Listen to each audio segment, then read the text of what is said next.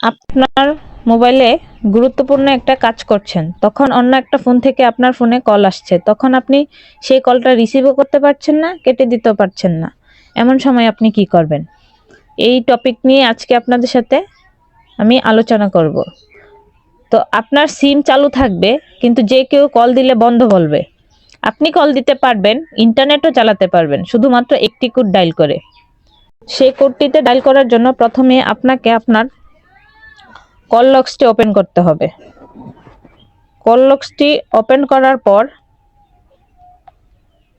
আপনারা এখানে ডায়াল অপশনটা নিয়ে আসবেন। এখান থেকে আপনারা যেই কোডটাতে ডায়াল করলে আপনাদের মোবাইলে কল আসা বন্ধ হয়ে যাবে, সেই কোডটা হচ্ছে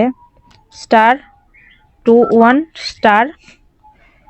আপনাদের যেই সিমটাতে আপনি কল আসা বন্ধ করবেন, সেই সিমটা যদি গ্রামীণ, এয়ারটেল বা বাংলা লিংক হয়ে থাকে, আপনারা প্রথম 3টা ডিজিট এখানে টাইপ করে দিবেন। আমারটা গ্রামীণ, সেই জন্য আমি গ্রামীণ দিয়ে দিচ্ছি। তারপর হ্যাশ দিয়ে দিবেন। তারপর এখান থেকে আপনারা কল দিয়ে দিবেন যে এমএমআই কোড স্টার্টেড। আমারটা স্টার্টেড হচ্ছে। এই যে রেজিস্ট্রেশন ওয়াজ সাকসেসফুল, আমারটা সাকসেসফুল হয়ে গেছে।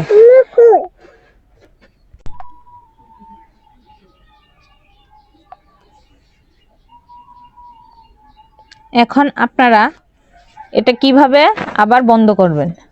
এখন যদি আপনাকে কেউ কল দেয়, তাহলে তার বলবে যে আপনার নাম্বারটি এখন ব্যস্ত আছে বা বন্ধ আছে। তারপর আপনারা যদি এটা কিভাবে আবার বন্ধ করতে চাচ্ছেন, তার জন্য আপনাকে আরেকটা কোডে ডায়াল করতে হবে।